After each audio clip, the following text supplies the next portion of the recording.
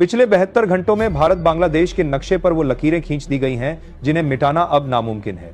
एक तरफ बांग्लादेश की जलती हुई गलियां हैं जहां कट्टरपंथी नेता हादी की मौत का जिम्मेदार भारत को ठहराया जा रहा है, और वहीं दूसरी तरफ भारत की वो खामोश सर्जिकल स्ट्राइक है जिसने दुश्मन के चिकन नेक को काटने के सपने को हमेशा के लिए दफन कर दिया है।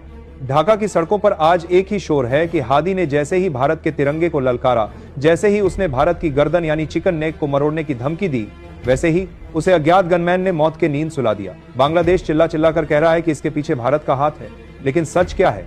सच यह है कि जब दुश्मन अपनी हदें भूलता है तो आज का भारत अपनी ताकत दिखाने से पीछे नहीं हटता। प्रधानमंत्री मोदी हमेशा आपदा में अवसर ढूंढते हैं और इस बार भी उन्होंने यही किया। बांग्लादेश में जब गृह युद्ध छिड़ा है और उसकी पूरी आर्मी का ध्यान अंदरूनी मामलों पर है, तभी भारत ने वह कर दिखाया जिसका इंतजार 1971 के बाद से पूरा देश कर रहा था। पिछले 75 सालों में किसी ने सपने में भी नहीं सोचा था कि भारत की सबसे कमजोर नस सिलीगुड़ी कॉरिडोर को रातों रात 48 किलोमीटर चौड़ा कर दिया जाएगा। चीन का वो विस्तारवादी सपना जिसमें वो हमारे पूर्वोत्तर को अलग करना चाहता था, आज वो सपना एक डरावने हकीकत में बदल चुका है, क्योंकि मोदी सरकार ने वहां मौत का चक्रव्यूह बिछा दिया है। आज हम इस ऑपरेशन कॉरिडोर का वो सच बताएंगे जो कोई और न्यूज चैनल आपको नहीं दिखाएगा। हादी की मौत के पीछे वो कौन सा अदृश्य हाथ है जिससे बांग्लादेश की अंतरिम सरकार कांप रही है?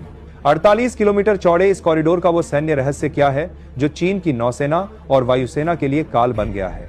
और कड़ाके की ठंड में प्रधानमंत्री मोदी ने बॉर्डर पर पहुंचकर दुश्मन के कलेजे में कैसी दहशत पैदा कर दी है कि वह चीन और पाकिस्तान से मदद की गुहार लगा रहा है। आज का यह विश्लेषण आपके रोंगटे खड़े कर देगा, इसलिए अंत तक जुड़े रहिए, क्योंकि आज बात अखंड भारत की संप्रभुता की है। दोस्तों, किसी भी देश की सुरक्षा उसकी भौगोलिक स्थिति पर निर्भर करती है। भारत के लिए सिलीगुड़ी कॉरिडोर हमेशा से एक ऐसी चुनौती रहा है जिसे सामरिक भाषा में चौक पॉइंट कहा जाता है। मात्र 22 किलोमीटर का वो संकरा रास्ता जो हमारे 8 राज्यों को शेष भारत से जोड़ता है। चीन की पीपुल्स लिबरेशन आर्मी का दशकों पुराना सपना था कि युद्ध के समय इसी रास्ते को काटकर भारत के 2 टुकड़े कर दिए जाएं, लेकिन 2025 का भारत बदल चुका है। आज हमारे पास केवल डिफेंस की रणनीति नहीं है, आज हमारे पास प्रोएक्टिव रणनीति है। बांग्लादेश में हादी जैसे कट्टरपंथियों का उभरना और भारत विरोधी बयानों का सैलाब आना कोई इत्तेफाक नहीं था।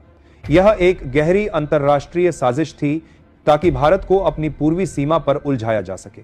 लेकिन भारत ने इस साजिश का जवाब उस भाषा में दिया है जिसे दुश्मन सबसे बेहतर समझता है, शक्ति की भाषा। आज जब बांग्लादेश हादी की मौत का शोक मना रहा है और भारत पर आरोप लगा रहा है, तब भारत चुपचाप अपनी सीमाओं को अभेद्य बनाने में जुटा है। यह सिर्फ एक व्यक्ति की मौत या जमीन का विस्तार नहीं है, यह भारतीय कूटनीति की महाविजय है। आइए अब विश्लेषण की गहराई में चलते हैं। हादी कौन था? हादी वह कट्टरपंथी चेहरा था